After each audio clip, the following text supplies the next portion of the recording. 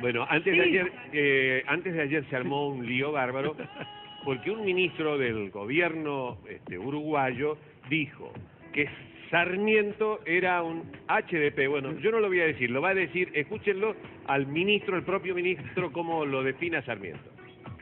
Este siglo, los blancos han hablado, hoy mismo en la campaña electoral hablan, pero no han hecho nada, jamás. Obvio que los colorados son militares, ¿no? Son gobiernos de defensa, son Bartolomé Mitre, son Rosamanga de vergüenza, no Sarmiento, que decía, mate gauchos, que son buenos para el abono de las pampas. Fundador de la escuela argentina, para la historia de la completita, ¿no? Grandísimo hijo de puta. Seguro. Bueno, ahí está, lo dijo Clarín. Sí, la historia hay que contarla completita. Sarmiento dijo que hay que abonar las pampas con la sangre de los gauchos. Y desató una polémica. Nosotros invitamos a Tito Domina, que es, y además de concejal, de político, historiador, y que escribió de Sarmiento. Así es. Que yo recuerdo que nos vimos esa tapa, esa foto. Claro, morir en Hola, grande, Tito, ¿no? ¿cómo te va? Es para ustedes, Aldo. Que la foto Morir tenía la curiosa ilustración de la imagen de Sarmiento muerto. Así es. Parece dormido, Parece ¿no? dormido, fallecido. Eran las fotos que se usaba mucho en la época, sacar fotos ya póstumas. Digamos. Exactamente. Sí. 1888. Bueno, para vos que escribís, ¿Sarmiento es un HDP? Grandísimo HDP. Se dice grandísimo. Por si acaso. Sí, no uno grandísimo. común. Sí. Grandísimo. Uno de Harvard. Sí. Yo creo que si este hombre, en lugar de haber hecho ese exabrupto, hubiera expresado una visión crítica del Sarmiento político, porque él apuntaba al Sarmiento político. Sí. Todo bien, porque realmente no hay unanimidad acerca del Sarmiento político. En realidad es, a mi modo de ver siempre, Lagarto, el peor Sarmiento, el político, el que se metió en el conflicto interno, para mí siempre equivocado. Unitario recalcitrante. Recalcitrante, centralista recalcitrante, pero al meter el exabrupto creo que comete una injusticia, porque lo pone, digamos, a Sarmiento en su peor perfil, dejando de lado su perfil más virtuoso, que creo que es el que con justicia lo hizo quedar en la historia como el padre de la educación en la Argentina. Y ese es un título que nadie se lo puede negar. No alcanza de todos modos para justificar todo lo malo que hizo en política, porque así como creo que nos legó o sentó las bases de esa educación pública, que fue orgullo de la Argentina, que fue una turbina de progreso y desarrollo durante casi un siglo, que lamentablemente la perdimos en el camino, como tantas cosas, ¿no? Por esa excelencia quedó en el camino. Él tenía una visión progresista, realmente apostaba a una educación para todos y todos de verdad. Escribió un libro, uno de sus tantos libros, ¿no? Las obras completas de Sarmiento son más de 50 tomos, ¿sí? Un hombre que dejó todo por escrito. Uno de sus libros que yo siempre recomiendo, Lagarto, chicos, es Educación Popular.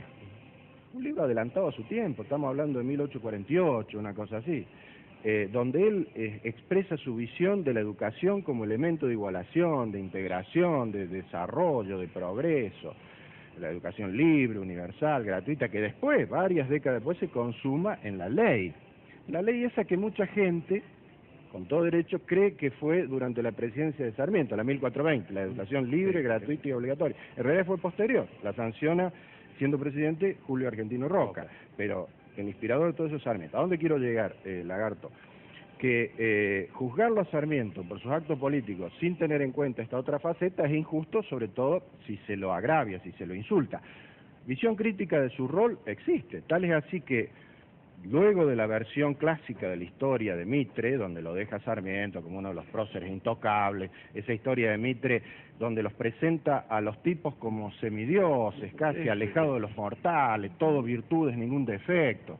Si tengo tiempo, después me gustaría que comentemos algo del Sarmiento de carne y hueso, porque era posiblemente el más de carne y hueso de todos los tipos estos. Pero digo, a la visión clásica de Mitre, edulcorada, al servicio del sistema escolar, poco tiempo después renace o surge la otra versión, la revisionista, con el padre del revisionismo, Adolfo Saldía, donde a Sarmiento lo dejan mal parado, porque Sarmiento queda en el bando equivocado, a mi modo de ver. Puedo explicarlo en dos ¿Por qué palabras. un gran maestro fue un mal político? Claro, porque él era un hombre que quería involucrarse Él, más o menos, los tiempos son contemporáneos. Yo siempre trazo el paralelo porque sirve para que se entienda mejor. Él es contemporáneo de otro gigante, otra mente brillante de la Argentina de ese tiempo. Estamos hablando, recordemos a la audiencia, de los años 1850, más o menos. El otro es Alberdi. Alberdi, claro. Los dos provincianos, Sarmiento sanjuanino, Alberdi tucumano. Alberdi es el intelectual nato, es el perfil del intelectual, mucho pensamiento, pero no se involucró en la cuestión interna, al menos activamente, protagónicamente. Tal es así que pasó la mayor parte de su vida fuera del país. Alberdi termina muriendo en París. En cambio, Sarmiento se metió con pata y todo, porque era un tipo así. Era una personalidad flamígera, incontinente, brillante, energúmeno por momentos, encarnizado con sus rivales y sus adversarios, un polemista de nivel, pero que no escatimaba insultos también. A le hubiera contestado, ¿sabés cómo le hubiera ido a Peor que él. No, En el mismo tenor. Pobre tipo. Claro, claro. ¿Cómo Vos sabés que, en cambio, Alberdi, el rol del intelectual nato, y Sarmiento, el del polemista que se mete en el barro. Preguntaba la vaquita por qué el tipo no se dedicó a lo suyo. Siendo un gran maestro, fue un mal político. Indudablemente le apasionaba el tema del poder. Él se metió con todo. ¿Por qué digo yo que fue políticamente incorrecto y se equivocó de bando? Porque vamos a dejar la etapa antirrosista, vamos a pasarla rápido, porque él fue un furioso detractor de Juan Manuel de Rosas. Tal es así que su pieza literaria superior, que otra vez opinión personal, debe ser una de las piezas más excelsas de la literatura argentina, el Facundo, sí. Él lo hace como un arma política, porque Civilización o Barbarie es lo apunta a Rosas, 1845 más o menos. Facundo, Civilización o Barbarie.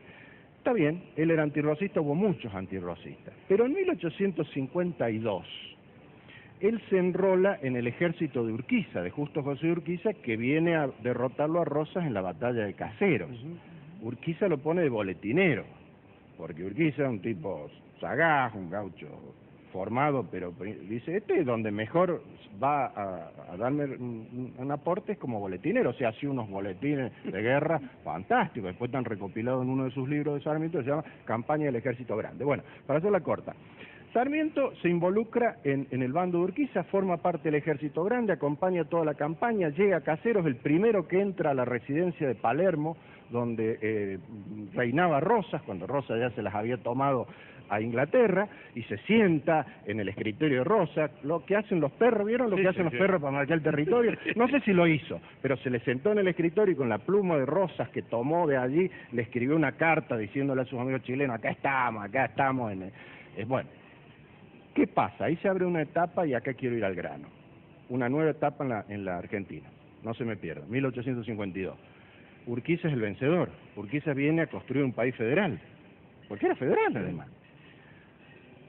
¿Qué pasa con Sarmiento? En lugar de poner su sabiduría, su energía, su capacidad al servicio de la construcción de ese país federal, que estaba en pañales, no teníamos ni constitución, no había constitución, ni constitución, Alberdi lo hace. Tal es así que Alberdi, el padre de la Constitución, no fue constituyente, pero les dio letra a la constituyente. La Constitución es obra de Alberdi. ¿Qué hizo Sarmiento? Por una razón de orgullo, no se lleva bien con Urquiza, no se entendían con Urquiza. El tipo está un poco, así como se había sentado ahí, estuvo un rato, un corto tiempo, vio que Urquiza no le dio el espacio, el lugar que él creía que merecía, y pasó a la oposición. Se volvió a Chile, donde era el lugar preferido de exilio, porque contrariamente a la mayoría de los exiliados argentinos que elegían Uruguay, él eligió Chile. Allí hizo obras también, hizo obras vinculadas a la educación. Muchísimo, fundó el periódico El Mercurio, que sigue siendo el principal de Chile. Y creo que una escuela de vitivinicultura. Sí, Lagarto, el gobierno de Chile lo mandó a ese viaje que hizo por Europa y Estados Unidos a recorrer y mirar los sistemas educativos. O sea, en Chile, él sobre todo en el segundo exilio, porque tuvo 3, en el segundo tuvo mucha participación en la gestión de chilena. Pero quería contarles esto. Él se va, enojado con Urquiza. Peleado con Urquiza. No le cayó bien nada de Urquiza. Desde el momento que Urquiza, cuando él llega, les cuento una pequeña anécdota para que vean quién es Sarmiento. Cuando él se suma al ejército grande, porque se viene de Chile para sumarse cuando sabe que Urquiza está preparando el ejército grande, se compra un uniforme general. Él no había tirado un tiro en su vida, pero según él tenía formación y viene con un uniforme y con un penacho de plumas, porque en ese momento, al no haber uniforme en los ejércitos, vos te la revocaban como podías. Si podías traerte uno de Europa, y él se vino con uno. Y Urquiza, que era un gaucho mal trazado, con las botas y con el mate en la mano cuando lo despide, después de haberlo recibido y sumado al ejército, truena y el cielo está ya por largarse la lluvia. Le dice Urquiza, caminó unos pasos, ¿sabes? Se le van a mojar las plumas, Sarmiento. Sarmiento lo picó eso, entonces fue al caballo y en la alforja sacó una capa, que era una cosa desconocida, acá galvanizada, se la puso, montó y se fue sin decirle, porque decía, tomá, pagó. Esa cosa que yo la cuento como una anécdota banal, marca la personalidad. Entonces, Lagarto, para redondeártelo, porque si no se va a entender a dónde quise llegar, acá, a que Sarmiento, en lugar de ponerse al servicio de la causa federal, de la construcción de la Argentina que Alberdi había pergeñado en la Constitución, federalista, integrada, toma parte por la provincia de Buenos Aires. Ahí vienen 9 años de guerra entre la provincia de Buenos Aires y el resto de las provincias. El país federal queda del otro lado, las 13 provincias, con sede en Paraná. Y Sarmiento queda con el porteñismo duro, siendo la lengua de Mitre. Y ahí es donde se va de mambo con esa frase que es por lejos indefendible, la peor que escribió Sarmiento. Se la escribe a Mitre. No ahorre sangre de gaucho, Mitre. Solo sirven para abono de la tierra, porque él despreciaba al gaucho. Sí. Eso es después de Pavón, la batalla que en 1861 liquida el pleito entre la provincia de Buenos Aires y las provincias. Perdimos para siempre el federalismo. Nunca más tuvimos un país federal. Fue el único ensayo de país federal que tiene la historia. Después de eso tenemos el país centralista y unitario que tenemos. Sarmiento, en lugar de aportar como sanjuanino a esa causa, aportó y jugó del otro lado. Ese es el peor Sarmiento. El mejor Sarmiento es el que nos legó el mensaje de la educación popular, del educar al soberano, porque él, fíjate vos, que era democrático en el fondo, porque el tipo quería educar al pueblo. ¿Qué hacen los dictadores? Prefieren que el pueblo sea ignorante, burro. Es indefendible la frase de Sarmiento. Indefendible, no solo su frase, Lagarto, toda su actuación. Sí, su actuación. 30 segundos más. Después de esa frase, que la pronuncia ahí nomás en caliente de la batalla de Pavón, donde le dice a Mitre, páselos a Degüello. De Urquiza, mirá lo que dice, para corroborar lo que decíamos antes. A Urquiza, Southampton o la horca. Southampton o la horca, o sea, que se las tome, como Rosas, que se fue a Southampton, o la horca, no, sin piedad, una vena. 2 años después, cuando lo asesinan al Chacho Peñalosa, vuelve a tener un exabrupto mal. Dice, se solaza, festeja, no solo que lo hayan asesinado malamente al último caudillo federal, uno de los últimos que siguió pataleando, pese que se había perdido la partida, sino que festeja que le hayan cortado la cabeza y la hayan exhibido en la plaza pública, porque dice, esto hay que hacer con estos tipos. Entonces, o sea, un HDP, le agradecemos la educación, pero un HDP, ¿no? ¿Grandísimo? Sí, grandísimo. Bueno, muchas gracias. Mr. Hyde y Jekyll. Mr. Hyde y Jekyll. Yo me quedo, obviamente, con el Dr. Jekyll, pero para el uruguayo es más importante el Mr. Hyde. Se los dejo a... Bueno, gracias, muy amable, buenísimo. muy gentil.